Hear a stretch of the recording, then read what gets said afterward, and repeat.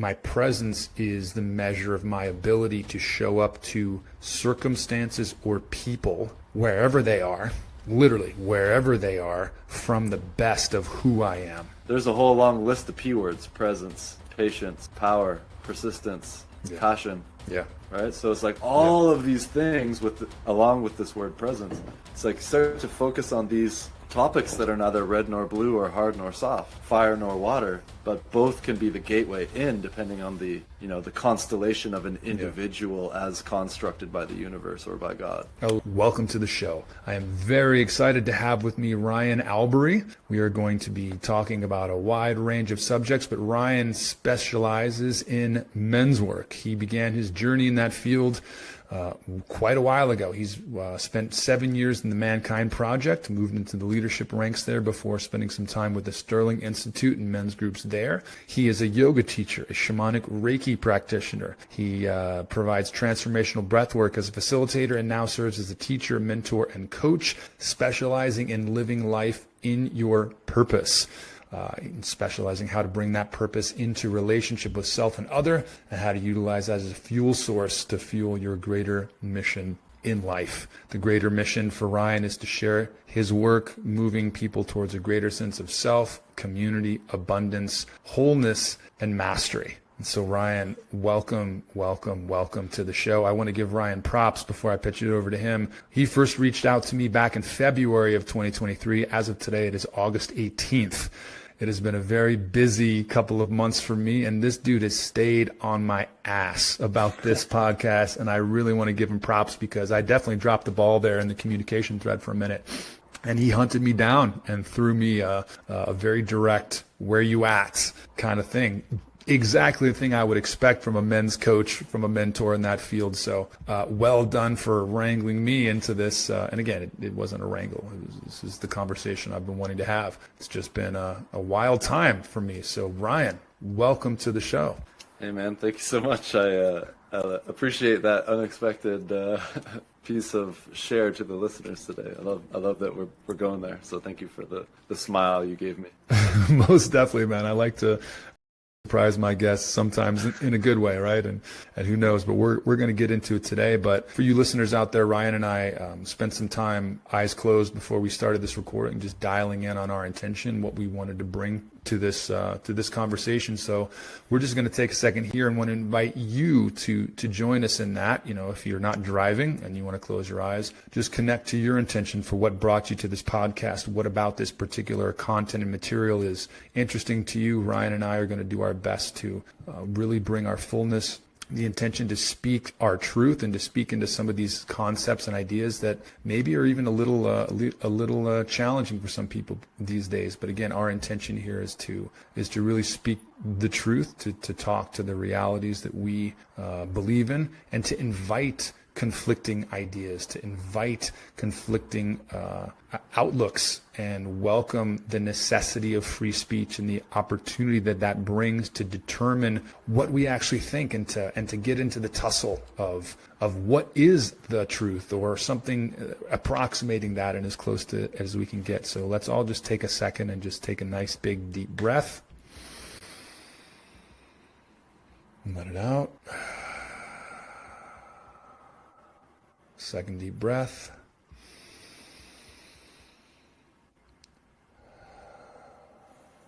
And final third deep breath.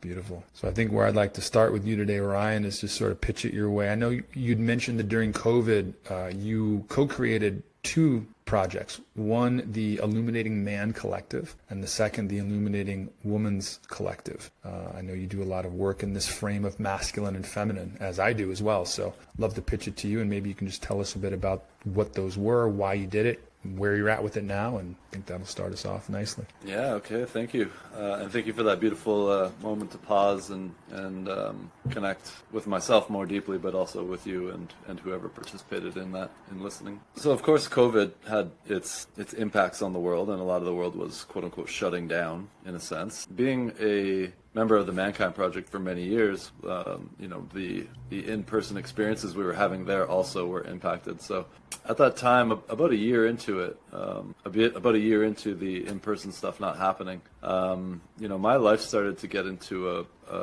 it got much better in a sense, and it also started to expose itself to me much more. The next level down from that sort of container that was created from the improvements that actually happened from the first year of COVID. But I got to a place where I realized that I needed to go to my next level, and that wasn't in the things that I was already doing. So yeah, I ended up deciding to take a yoga teacher training. And while in Costa Rica, after my first yoga teacher training, it came to me, it's like, okay, like I am still not a yoga teacher to the level that I would want to be calling myself a teacher and actually teaching people. So I had a second training coming up in a few months, but I was like, well, what else do I do? And, there was some money situations at that time. And I actually reached out to a friend of mine. I was like, hey, can I record like guided visualizations and guided journeys and like guided lectures and like, just this whole sort of this content creation in a sense, and like, can I make money at it basically?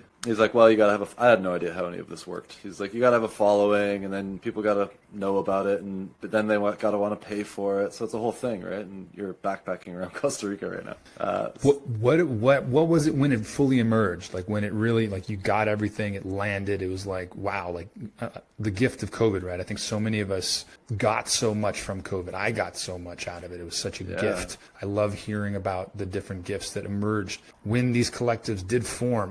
What were they, and how did they sort of accelerate you and into where you are and to where you are now? So he basically presented a new idea to me, which was, we could run online men's groups, and you could charge a membership fee. That's much more likely to, bring you income much faster than this other project that I had in mind. So fast forward down the line, well, about 6 months, let's say, the Illuminated Man Collective was up and running, and we had our first offering happening, and we were starting to build a community of facilitators, and starting to connect with people through the yoga and the breathwork and things, and like starting to share the word of what we were doing. When I realized what was actually happening, because I deal a lot with purpose, when I realized what was actually happening, I was like, oh, this is way bigger than I know. Like, this is not me. This is not a money idea. This is not Ryan needs something to do. This is like oh shit, I just landed right in the middle of something that like I have to do.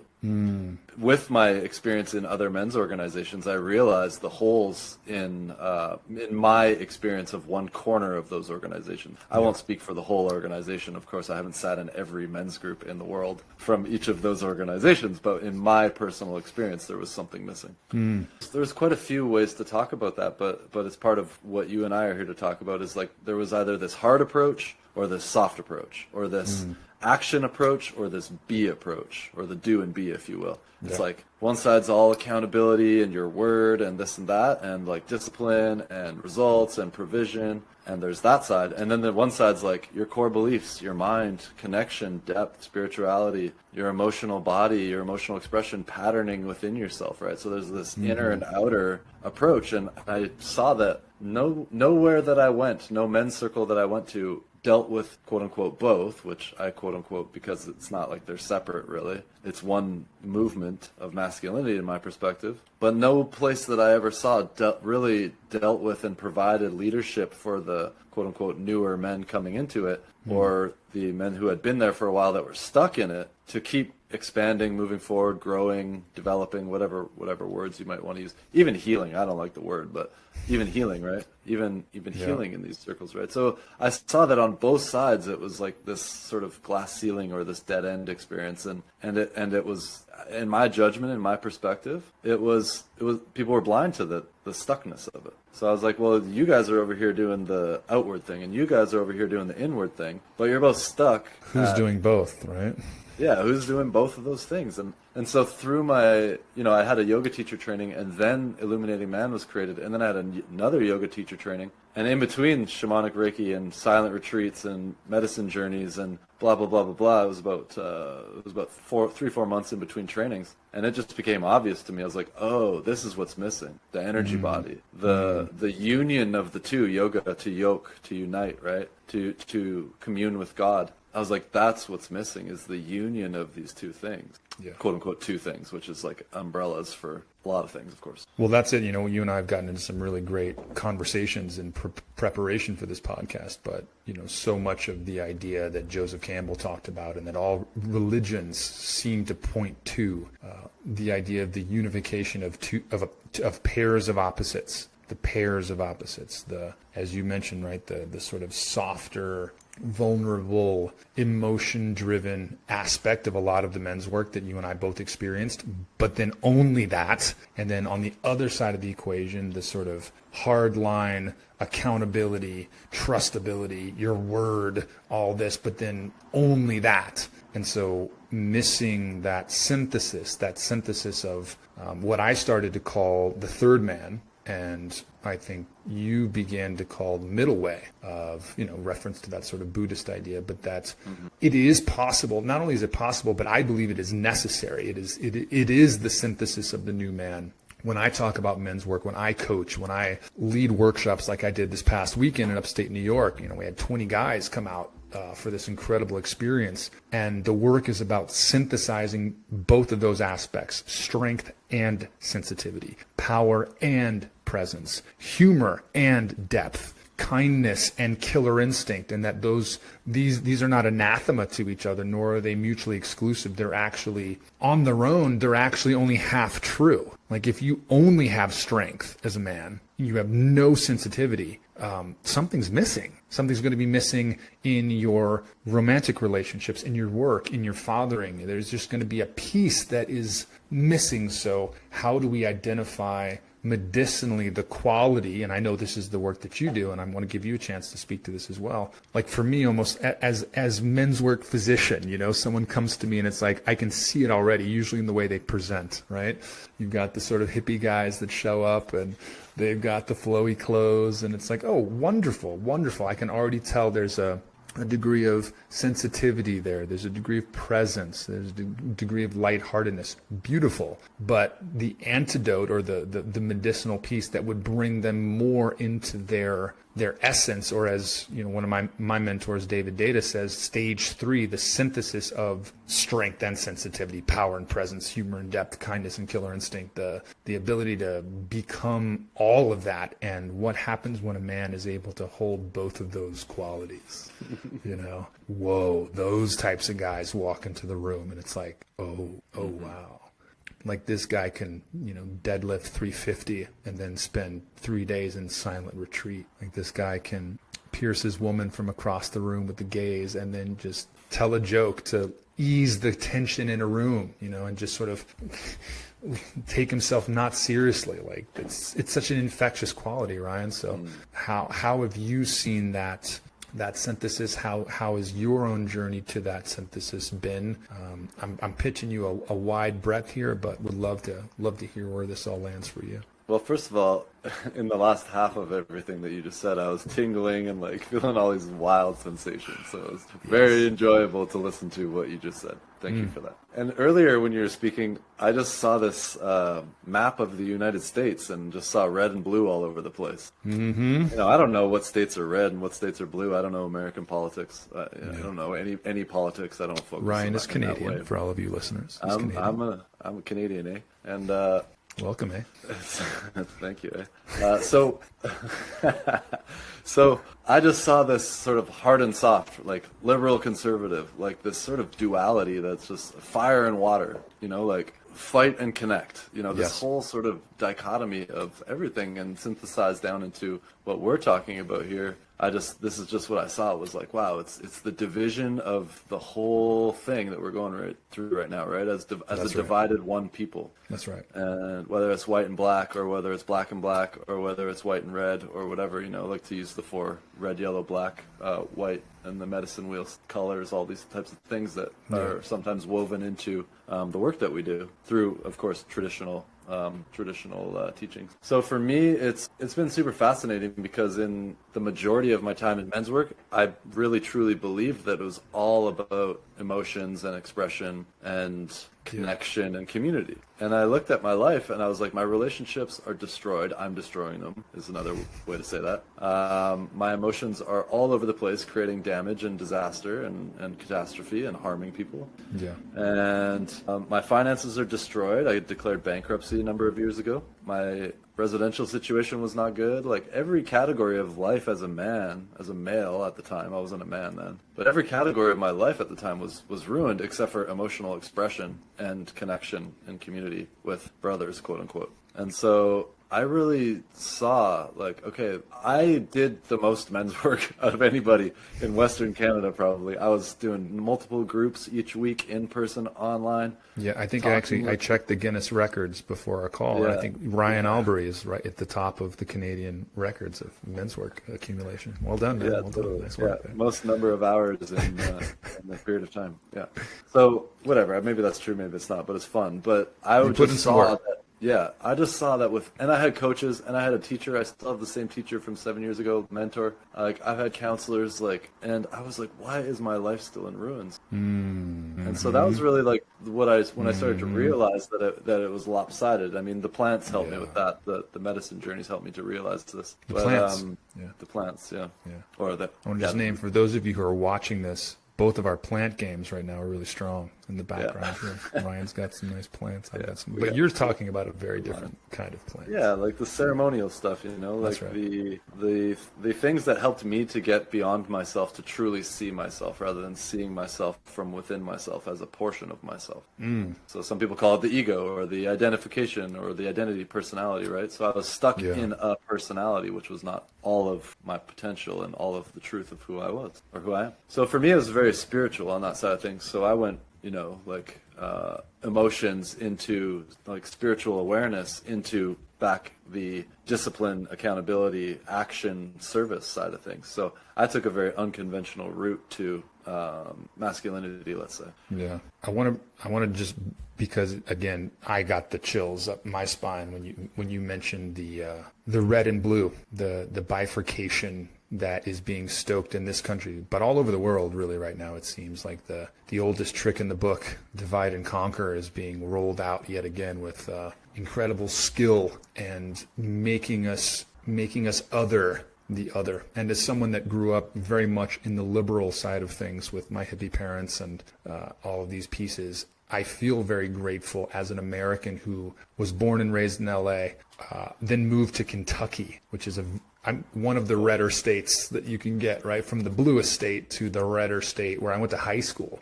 I had guys going to high school, sitting in class with me in cowboy boots and a hat. And I'm like this long-haired hippie kid from LA. Like, what did I just walk into? I went to college in Florida. I lived in New York City for 13 years, another bastion of the blue. And then I've spent the last 3.5 years in Colorado, which is this very interesting state that has, in my experience, a really beautiful synthesis of red and blue.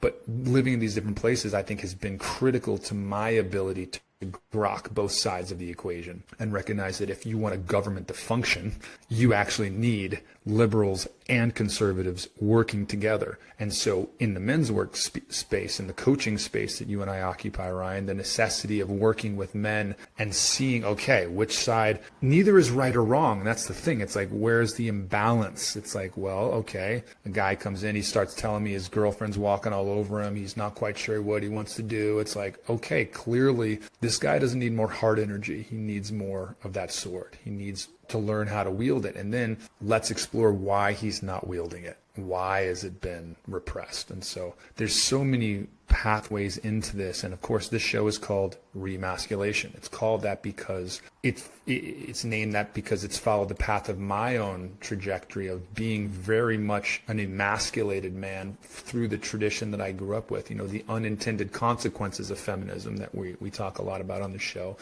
Every movement has its blessings and every movement has its curses. And I learned and internalized, and I take responsibility for my choice to internalize those in the way that I did, to disempower myself as a way of letting others lead or letting others rise rather than standing full in my power and even on my pedestal and reaching down to pull others up rather than diminishing myself down. So How do you see, obviously we talk a lot about these kind of things, but where do you see the opportunity right now for men specifically in the current divide, in the current cultural and political realities of where they are? How do you see men emerging in a new way? Obviously, we've got Andrew Tate on one side of the equation, sort of coming in with a very specific charge. It's very, very talked about right now. And then you've got the other side of that, where men are sort of abdicating their thrones as an offering of, I don't know what it is. Sometimes it seems like pure virtue signaling, or sometimes I think there is, as it was for me, a really good intention behind sort of disempowering myself. But how do you see men stepping into their power in an integrated way, in a structured way, where they're able to, as you call it, bring in this middle way, both sides of this equation we've been talking about, to step forward, Ryan, rather than step back? Yeah, so for me, the middle way man has been offered the red pill and the blue pill, if you will. And he... Go see The Matrix if you haven't. Yeah, I'm not specifically talking to The Matrix, because one of them is awareness and one of them is ignorance. I'm kind of playing with that analogy. And I'm like, he took them, or you could look at it like fire and water. You could look at it as ignorance and full awareness. You could look at it as, focusing fully on spirit and the spiritual realms, or physical body and this reality here. And like the middle way man has you could look at it like conservative and liberal. He's taken both and smashed them together and made purple. And this is not referencing the Eminem the Purple song, Man, men's work purple community. Pills. Yeah, there's an Eminem song, blue and yellow, purple pills. But I'm not talking about that. Yeah. But basically combining them together, right? And so like I didn't know it at the time, and I've had this history with the color purple, but this is actually the color of it. The Illuminating Man Collective is like, we're purple. Like, had nothing to do with this until I saw that it had everything to do with this, right? Like combining fire and water, like, but not to douse each other, but to make them dance. And of course that has to do with presence. So I feel like the most important word right now for men is, or males on the path to man, as I like to poke around with sometimes, is this presence piece, right? It's like, from presence comes that power, because we're able to take in the most information in the most pure fashion when we can be present, and we can decide, do we need to go red or blue right now, or hard or soft right now, or sword or heart, as you mentioned with this hypothetical flowy man that came in. Yeah. How do you define presence, Ryan? Because I know this is a term, right, that you and I hear thrown around a lot in the men's workspace. Yeah. Present, I need to be present. Kind of like holding space, or these sort of amorphous terms that get sort of thrown out without a real, as I like to say, operational definition. How do you view presence? How do you cultivate it and bring it forward in yourself and in the men that you work with? So when I work with people, I work with levels a lot. And so the first level is like the relational level, 3D, scene, physical. You can use all these different words for it. Second level is psychological. So individual, mental, perceptual, all of these things, these programs. And the third level would just be simply spiritual. So ancestral, karmic, energetic, etc., right? So when I speak to presence, I'm considering it at 3 levels. I'm like, am I in connection with the greater presence of God or universe or creator or whatever? Okay, maybe. Am I present with what my mind is currently doing and what my subconscious mind is currently doing? Am I present? Am I aware of, is another way to say it, what's happening? Am I judging right now, or am I fully listening? Am I eager to speak?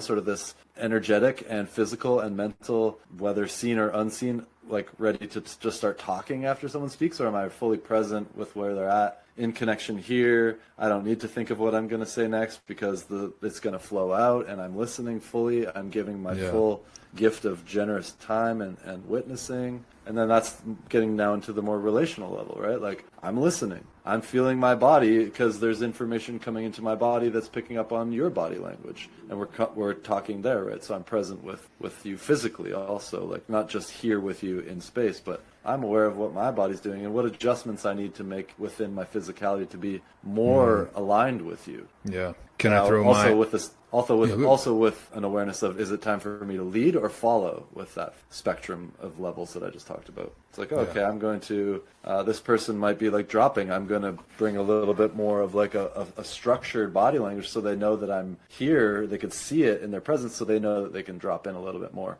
even if they didn't have that thought directly. They just sense it.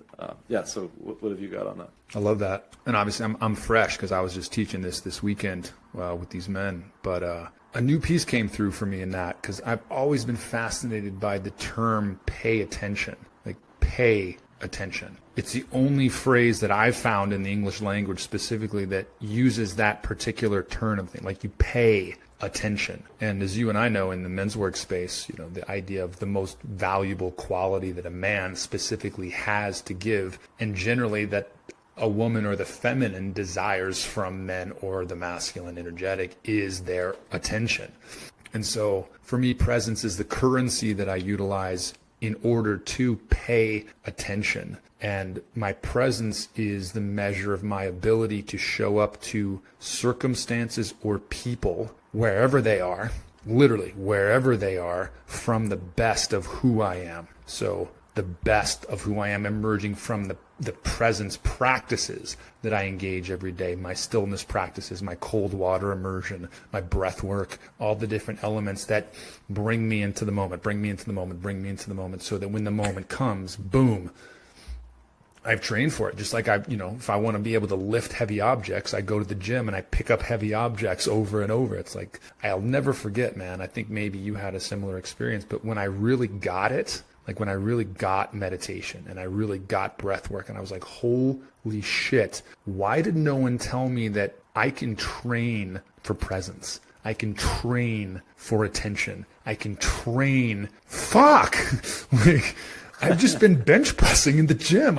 Wait a second, like there's a whole aspect of myself that can literally be developed and perfected. And I think for me, actually getting that, because I grew up going to Buddhist meditation, Tibetan Shambhala Center, and all this stuff. My dad was a yoga teacher, so I grew up doing the practices, but I didn't really get the why behind it. And that as a man, to the degree that you can truly develop your ability to be present and pay attention, your freaking value goes through the ceiling in every realm, in the personal, the relational, the professional. I've found an amazing metric of, like, to the degree I've been able to become more present, my bank account actually increases, right? And obviously it depends on what field you're in, but I think, again, for most men, it's like my job is to try to get them to that place that I got to, where they actually, like I give them a practice, or, all right, next time you're in an argument with your woman, you're not going to say,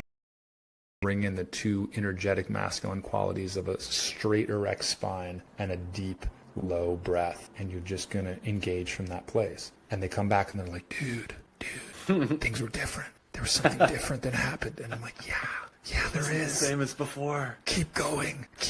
So it's like, I really speak about men's work as a technology, because I really believe that it is. And once you understand the technology behind it, and that it's a universal technology, it doesn't give a shit what your skin color is, where you come from, who your ancestors were. If you go back and far enough in your lineage, you will find an intact communal tribe that was experiencing this technology in its day-to-day life, where just like a light switch, when you create what we do in men's circles, right? And then what we do in the coaching sphere and what we do in the practices, shit changes. Things happen. The hairs turn up on the back of your neck, like has been happening for us already in this conversation. But I'm lit today, man, from this from this retreat. So I'm gonna pitch. You were just on a retreat this weekend? Yeah, I was leading a retreat called Life on Purpose, all about discovering your purpose and the absolute necessity for men of what is your mission, what is your why, what is your purpose. You don't have to know the meta purpose for your entire life, but what is your purpose now? And to the degree you can connect with that, as you well know, there's a gravitational pull that starts to pull you out of inertia, out of narcissism, out of nihilism, out of all the things that have been holding you, and suddenly you're on this track. So I want to pitch it to you because, obviously I just shared a lot and would love to hear any response that you have to that, but also purpose is your your main frame as well. And I know what you really help men curate too. So I'll let you choose which way you want to go with that, but definitely circling and coming back to purpose in a big way. It's funny because you mentioned that you were fresh off when we started talking about presence, that you were fresh off the men's weekend. And I forgot that I just also led a men's weekend last weekend. No, for real? There's 14 of us. And that was last weekend? It was just like a couple of days ago. I just got back.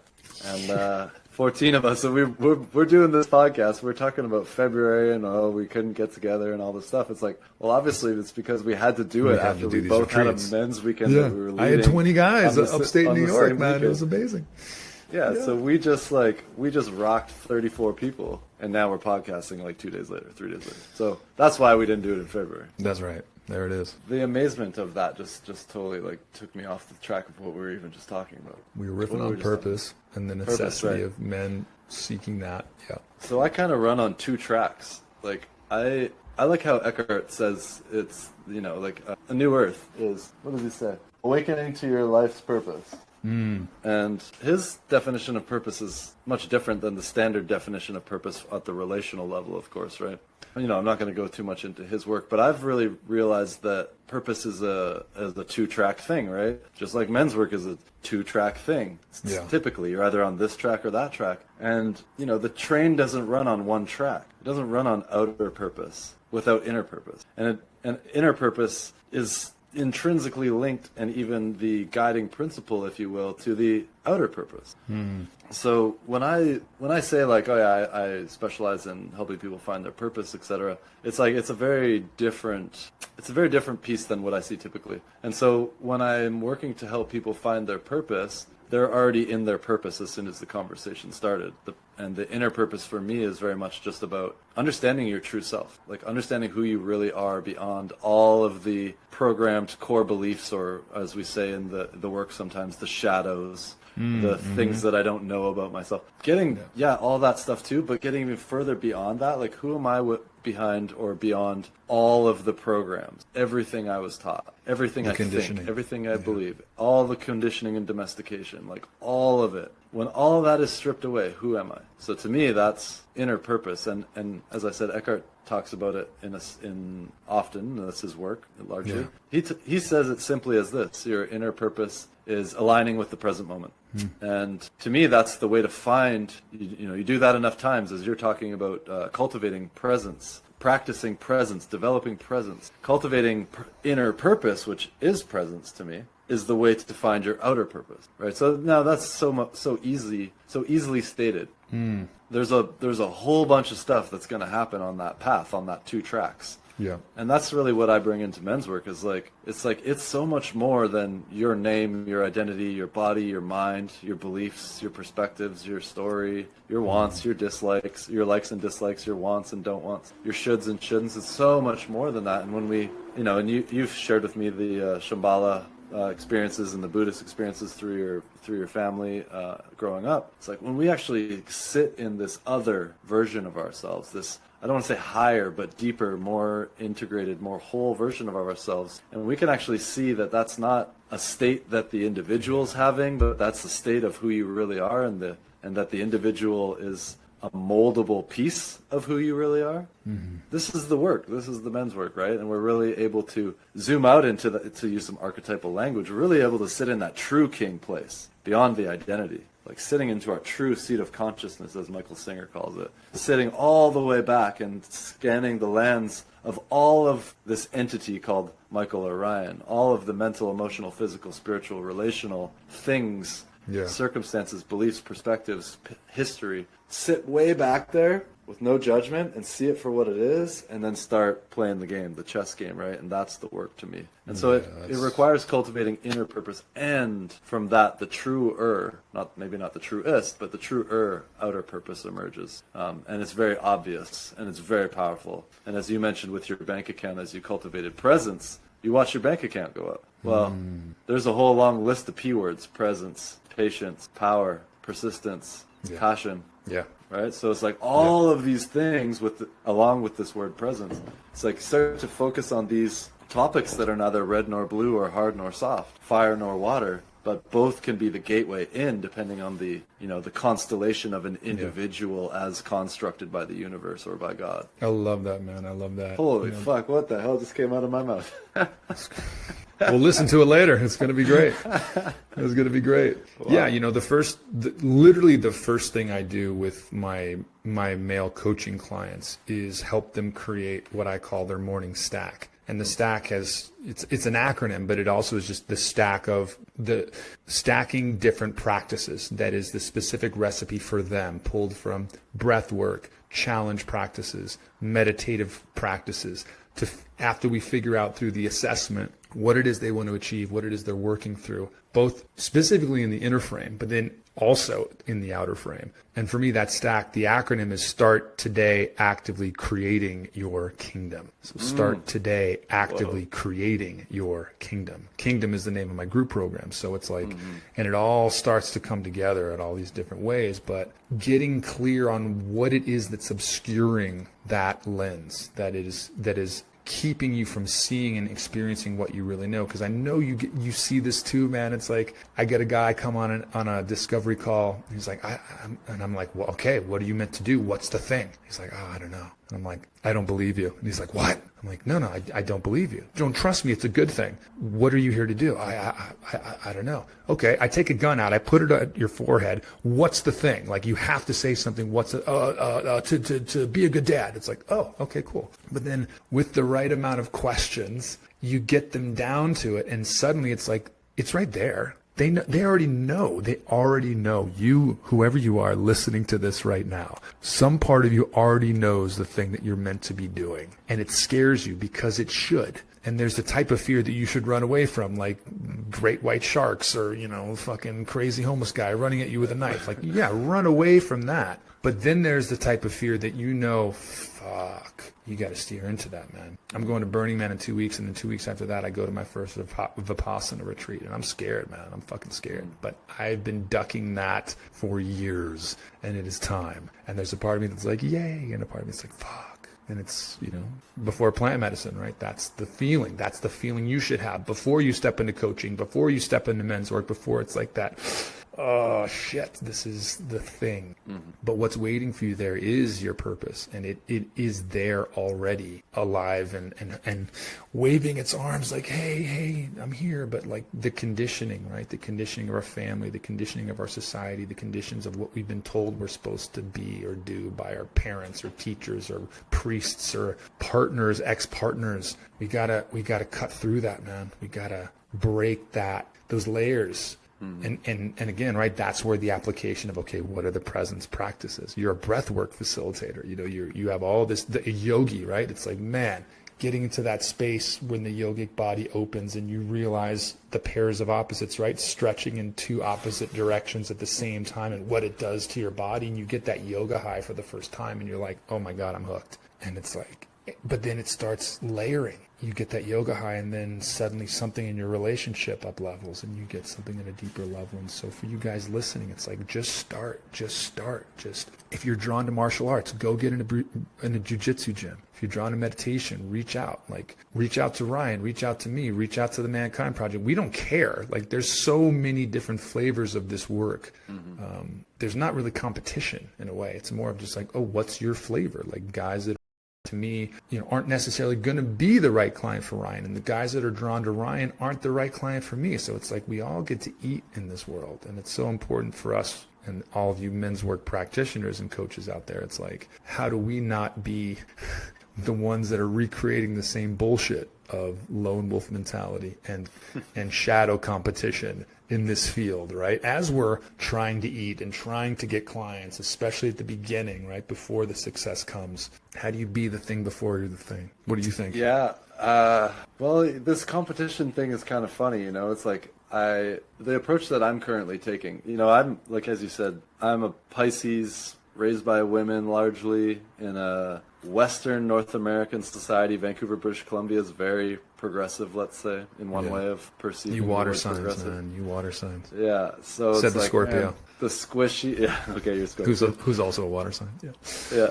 Oh man, like the squishy, like lovey, all that. Like that's my background. I mean, I also, you know, Me I've too. been listening to gangster rap since I was 10, so there's that too. But like there's wonder this why. whole this whole like emotional connection, family love thing that's so prevalent in the narrative around us. Not that there's anything wrong with those things, but I definitely came from there, you know, and specifically the shadows of it. Oh yeah. The shadows of the needy, the insecure, the longing, the incomplete. Yeah.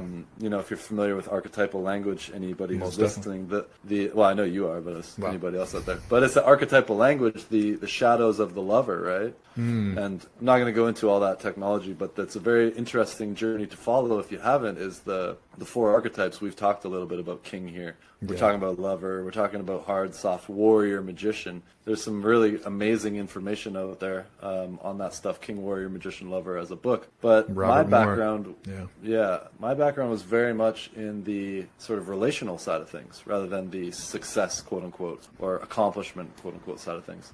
So, you know, it was a journey for me to get into the hard side or the fiery side. Or, you know, I always had that in me, but it wasn't the predominant force. The predominant force was, like I said, the shadowy lover, insecure boy, makes that two whole of us. thing. So the approach that I take now, it's fully authentic and real, and it's strategic to start to cut through all those things that you mentioned, right? Like to really like have the illusory sword swinging around in what can be perceived as a fashion of madness or like aggressiveness, but it's really a holographic sword to like shine light on things. And so it's not intended to cut open and rip open and then do surgery. It's like, it's to show that there's something that needs to be exposed or illuminated, hence the name Illuminating Man. I am not the illuminating man. It's that man as a one is illuminating. It's in a process of being illuminated. Yeah. So it's not Ryan is illuminating man. He's the man that illuminates. No, of course not.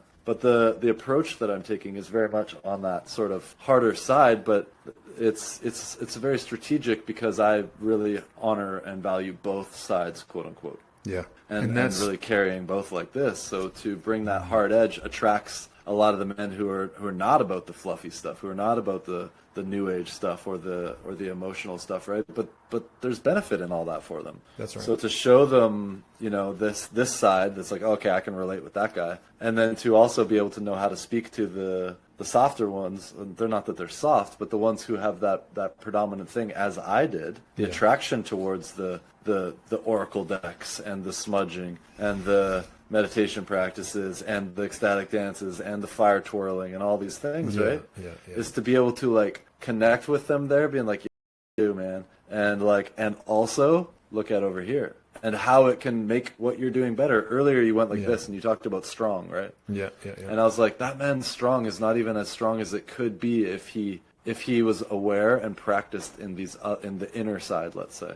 That's right. It's like and his strong is going to go like way up when he's right. Well, that's balanced. The thing, right? Like when you work on one side, it raises the capacity of the other. So it's like, you know, smudging, oracle decks, all these kinds of things, feminine qualities, right? If we're talking about the energetic, and I'm the same way. It's like, well, did I need more of that? Is that what I needed more of, or did I actually need more of the accountability, the getting my work in the world out there, focusing on my bank account so that I could bring stability to the other side of my life. So again, these prescriptions are not about right or wrong, that masculine or feminine is good or bad or better than the other. And it's so frustrating these days, Ryan, to try to have conversations about these things and then it sort of be diverted into a question of gender ideology when it's like, no, I get it. Like, do what you want to do. But there are names pointing to different energetics, call them alpha, omega, call them masculine, feminine, that have been around for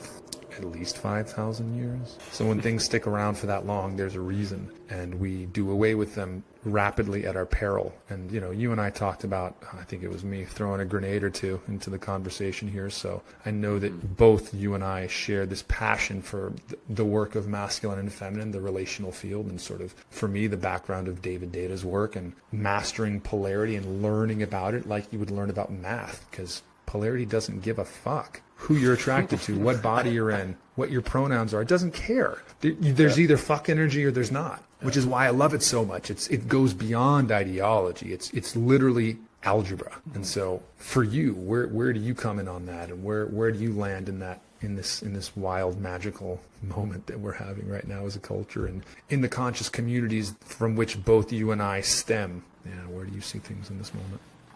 I like grenades also. And me too. My grenades There's are one on my altar. Perfect. I just saw I was cleaning up my truck before this, and I found a bullet under my seat, and I was like, hey, that's fitting. There's like a bullet and a Palo Santo stick. I'm like, that makes sense. And so... It'd be a good homework assignment for all the hippie guys I work with. Okay, turn in your Palo Santo. Here's a bullet. You have to carry this around in your medicine bag. Yeah. Seriously, though. Yeah. Yeah.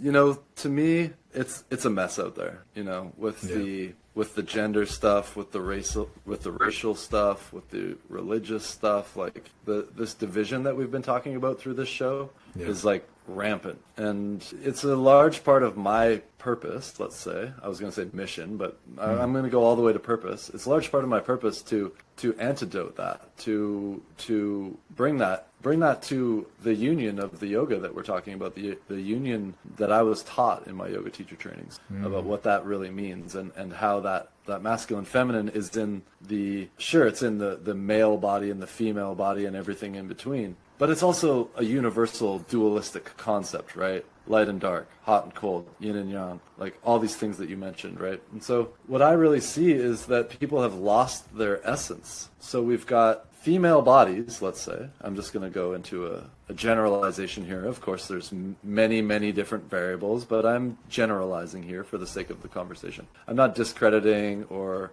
working to disprove or even disillusion all of the other variables in the gender and energetic spectrums. But typically in the standard, maybe people are even going to get offended by that word, but pardon me, I'm not the most well versed in all of the proper ways to speak to this stuff, but I'm passionate about everybody feeling good. So that's my intention here, is like everybody feeling good, right? So when I look at it, I'm like, all these women have to go to work to contribute to the finances so that the bills can get paid, and we have a discrepancy in the world where there's an enormous amount of money in the hands of very few. And now the women have to go to work, when in history where the women work in the fields, hunting, gathering, building, protecting, birthing, nurturing, connecting, and also being portals to the spiritual realm. Not the portal, but part of the portal aspect of the human to the spiritual. When in history did that ever happen, you know? Yeah. Never. Now, was it good back then? No, of course. I wasn't there also. Pros and cons to everything, like you said in the very beginning, right? Pros and cons to each ideology, to each movement.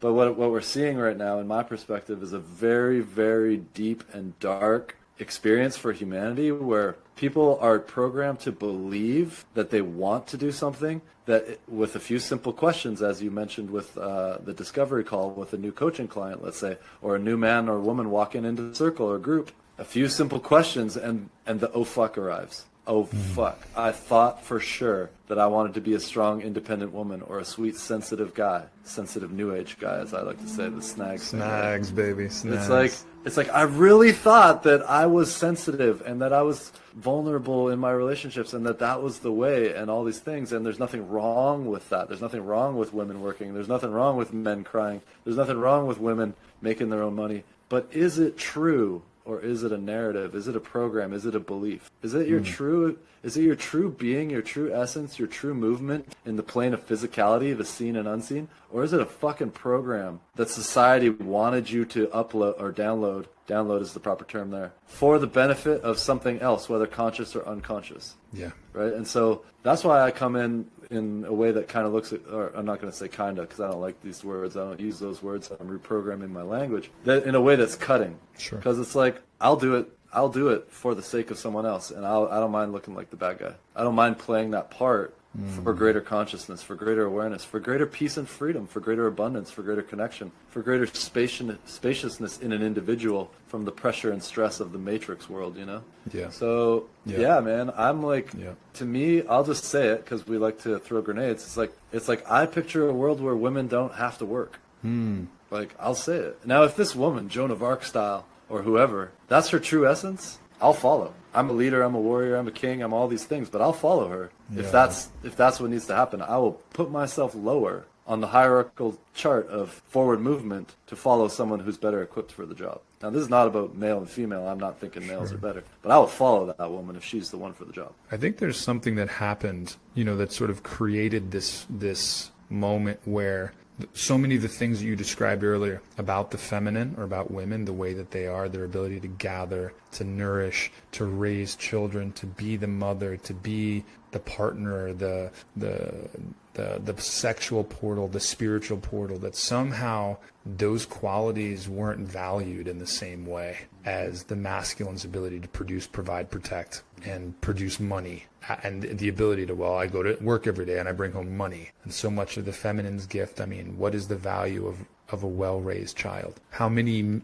tens of, maybe hundreds of millions of dollars is that actually worth to a society? And so I get it, sisters, I get it. I get it, mom. I get why, my mom's at the front lines of second wave feminism, bra burning hippie, I get it. And like you said, right, what I'm excited, I'll say it this way, I'm excited for what I see coming as women realize that the majority of what I've seen as feminism has been sort of women stepping into male roles and stepping into male shoes and sort of occupying, almost trying to become men, as opposed to sort of understanding the subtle differences in the energetics. And so it's I feel a lot of curiosity and I feel a lot of attraction and just interest when I see a feminine being that I feel is really dropped into this sense of femininity in a different way. And again, I want to be really careful here because I'm not saying that one way is the right way or this is right for you. Again, it's we're coming back to this, is it working for you? Mm-hmm. And is it working for you beyond the superficial examination? If you really get down to it and you want to be a single woman at 45 without kids, without a husband, with plenty of money in the bank and a nice car and all these things, if that really is happiness and fulfillment for you, God bless you, sister. Yes, do that. Fuck yes, you're free to do that. And I'll fight for your freedom to do that. And I think we're at this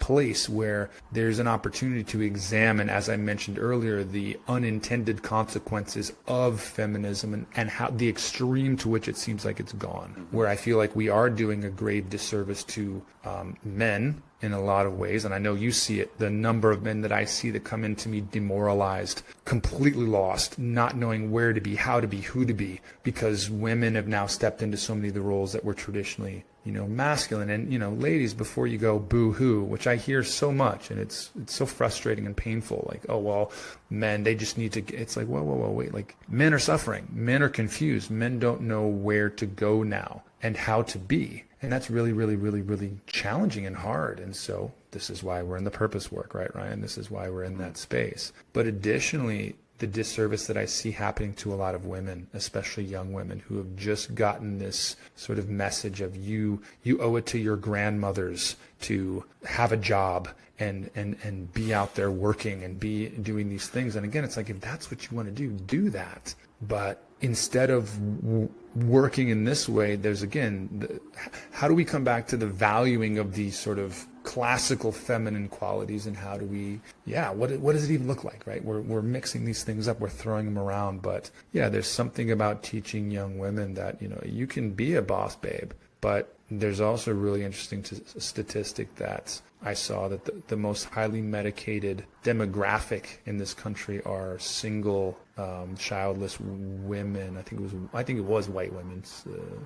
From what maybe I'm wrong, but a lot of medication in that demographic. Wow. So again, I think you can have both. It's but I think valuing work and the accumulation of money, that masculine frame over relationship, over marriage or just some type of relationship, right? A long-standing relationship, children, and the gift that children can be. But either way, you're sacrificing. Either way, you can get married, you have children, you're sacrificing. You don't get married, you don't have children, you're sacrificing. Like that's gonna happen either way. So, bringing consciousness, bringing purpose to these things. Anyway, there's a few grenades for people to chew on. I'm in the process right now of running a 60-person mentorship container where I am offering what I have to offer to coaches, counselors, facilitators, teachers, practitioners, whatever, to bring what I would consider an expanded paradigm or worldview into their work so that they can better serve the people that they're already serving. So these people are already trained in whatever they're trained in. Yeah. And I'm watching in the container many of the females going through a process, being in a container. I'm quote unquote very masculine, the way that I communicate, the clarity, the speech, but I'm also in my perspective, I'm able to hold a certain space. And it's been very fascinating watching, single mothers and women with or without children. It's not crucial, but watching this shift occur on their perspective of gender politics, their perspective of their own life when we start to look at the parts of them. I'm very much into parts work or internal family systems, shadow work, inner child work, all that. So then realizing these beliefs, these constructs, these parts that are coming up in them from being in the presence of the container, and really seeing these transformations right in front of my eyes of insight and realization. It's wow, I really believed that. You mentioned a word earlier. It's if that's what you want to do, all the power to you. I'll fight for you for that. But is that really what you want to do, or is that what you believe you want to do from behind the veil, right? The veil of yourself, and that's really what my work is getting the veil out in front of us, or unshrouding ourselves, or becoming more aware of who we are behind the thoughts and beliefs and all these things. But yeah, man, I'm watching it happen. These women who are very much independent and things like that, and they're starting to go through processes. That's not the intention of the container, but that's what's happening in the presence of a different type of masculinity than they may or may not be used to experiencing ever before. And some points where I bring the sword to them. I'll bring a challenging question to a woman, because I'm not bringing it to a woman, I'm bringing it to a mind. Is that mind running a program, or is that mind, has it been put back into the state of servant, or is it still the master? As to kind of play off that quote. I don't know if you noticed, but you've muted your microphone. Yeah, so it's really fascinating to see how my work looks on, specifically Facebook, but and how it's responded to by women. I get messages from women all the time. They're thank you for doing what you're doing, the way you're doing it. I see that you're taking a big risk by showing up in this almost playing in the shadow, showing up a certain way for a certain result. And it's fascinating to watch the feedback from women in the container, but also just through my social media presence. And it indicates to me that there is something very, very powerful happening. I'm like you. I love that women can go do what they truly want. And I love that they get to struggle through these programs that we received, because they're touching on things that were created ancestrally, even in the unseen realms, if we want to talk about energetics. We're all getting to go through this life experience. And if there's souls that want to experience something and grow through that, this is part of it, right? To go through we can now go to work, and we can now vote, and we can now have opinions about politics and how the world should be run, typically masculine or male arenas. Now we almost had a female president. We got female prime ministers around the world. I have no problem with that, right? It's are they doing that from their true core desire and soul's mission, or is that a program that they got told they have to show up? I was watching, unfortunately, Sports Center, which is a sports thing up here in Canada. I'm not sure if you guys have that. I was at a restaurant having dinner by myself, and it wasn't just one female sportscaster or newscaster, whatever they call themselves. It was two. And then it switched to another one, and it was two other females. And I'm like, do they really care about sports that much? And why? I've noticed that. I'm like, why? Is this true? They truly, truly love it? Or is that programming so ingrained because dad loved football, and they believed that's how they were going to get dad's love, by loving football, and now they believe that's how they're going to get the man's love, by loving football, and then now they've made their whole life this identity, and they're medicating, as you said. I don't know. I'm curious. I want to have the conversations. Yeah, I don't know if you noticed when that shifted, but ESPN is owned by Disney. And yeah, I'm going to get in trouble for saying this, but it was very strange where all my life I've been, sports is coming to me, played by men through men announcers. And now suddenly there's all these women announcing sports to me. It's very strange. And they're all, very attractive and a very specific archetype that's being put forward. Right. So it's like, it's fascinating. Like, what is the, I'd love to see the demographics and the sort of breakdown of like, is viewership going up? Is it going down? Is it changing? Like what's happening there? It's very fascinating. Again, to whoever just listened to that, I don't think that they shouldn't be doing that job. I don't think it's for men. I don't believe that at all. It's just interesting, these shifts that are occurring and perceiving them or experiencing them relative to the containers and the women that I do experience that are going through these transformations, like these deeper containers of that, and then seeing these things out in the world. It's like, wow, it's like really this program to, and I don't know if it's true or not, if I'm not a conspiracy theorist, but I'm curious about the way that humanity is going. Is it designed to be some sort of subconscious or shadowy direction for humanity? Like, is it planned that way? Like, I don't know, maybe.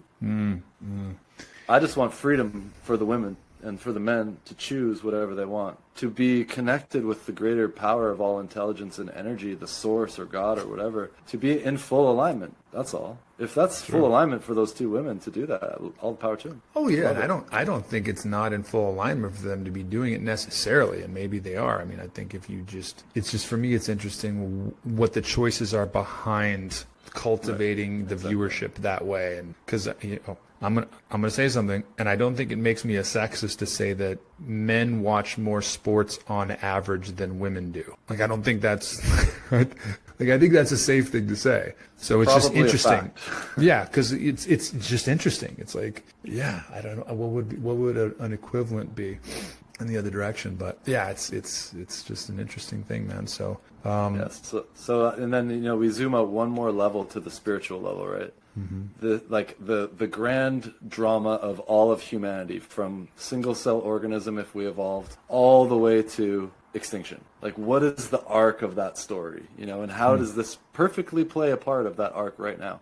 How does this have to happen for the individual arc of your life or my life, or the individual arc of your soul over many lifetimes, depending on what we believe in, doesn't matter to me. And then the arc of all of humanity, like, how is this perfectly aligned for this moment? And what is that perfect alignment calling for as the next state and action? What indeed? I feel like that feels like a good place to kind of let it land. Any last pieces for you, man? Any last things you'd like to sort of just share, or obviously where we can find your work? And a piece that I want to offer to everybody is to question everything you think and believe about yourself and the world. Oh, It's the amount of programs that I found in myself, limiting beliefs, harmful beliefs about myself and the world, and how they led to actions that were largely unconscious and not even of my control at that point. I saw how much the program was running the action, and I'm still responsible for it. But like, questioning all of that is literally the path. It's like people talk about, oh, that's not my path. It's like, question all of it. That's the path. And then with the answers that come in from a place of truth, beyond the mind, beyond the narrative of society, or even someone else, including us, too, sitting here telling you stuff. It's like, when you know it's true, beyond your mind, beyond your preference, it's like, that's the path of freedom. That's the path of peace and connection and all these beautiful things. So I want to offer everybody to question everything, but not necessarily just in challenge, but also genuine soft curiosity, right? Both sides of the track again. Challenge everything, question everything. Yeah, that's for you guys watching the video, like the kind of double bicep pose is the frame, the physical frame that I use for this, what I call the paradox, the two seemingly opposing things that actually need each other in order to be true. You got to have hot if you want to have cold. Otherwise, there's no context for any experience. And so I'm really a stand for both to be able to exist, that there are biologically only two genders, and go explore whatever you want to explore on that, and define yourself how and where you choose. And I support your ability to do that and go there. Like, we need people pushing the farthest reaches of what it means to be human in all of its different ways. And people need a framework to be able to sort of move through the world that makes sense to them. And so whether you're a traditionalist or a progressive, both perspectives are necessary. And it is my prayer that we can remember the wisdom of listening to people that think differently than you, not only because it just creates a more healthy society, but because the medicine that you need is probably contained in the opposite side of the equation. So can we humble ourselves? Can we penetrate the ego? Can we practice presence and determine what those things are in an effort to find the prescription unique for us to be able to break through that conditioning to find who we truly are? Mic drop. I'm websiteless. We at the Illuminating Man Collective are websiteless. So the best place to find us, and I say us because there's a number of different partners and facilitators within our organizations. Currently, Ryan Albury on Facebook or Ryan at illuminatingman.com. We got the Illuminating Man Collective Facebook group where we've got a large community of people in deep discussions each week, and we're actually seeing results there where people are coming back and being like, I went and did something differently, and so it's a powerful space. We have the Illuminated Woman Collective Facebook group, and we've got lots of trainings and immersions and offerings and weekends and groups and calls and all sorts of things happening. So yeah, reach out to me specifically with any questions that you might have with anything that I've said, or how to connect more deeply, or how to get involved in what we're doing. I'm open for all of it. It's the purpose, it's the mission. So I'm here for it. So it sounds like Facebook is maybe the best place, and it's Ryan, R-Y-A-N, Albury, Yes. A-L-B-U-R-Y. That's right. Find him on Facebook, send him a message, and he'll steer you into either of those collectives that he's working with. And, if you're not sure which one to enter, I'm sure he'd be excited to get into a conversation with you about that. So, yeah, Ryan, it's been a pleasure to have you, and thank you to everyone for being here and listening. That's a wrap. Thanks so much. We'll see you guys next time. Thanks for having me. Cheers. My pleasure.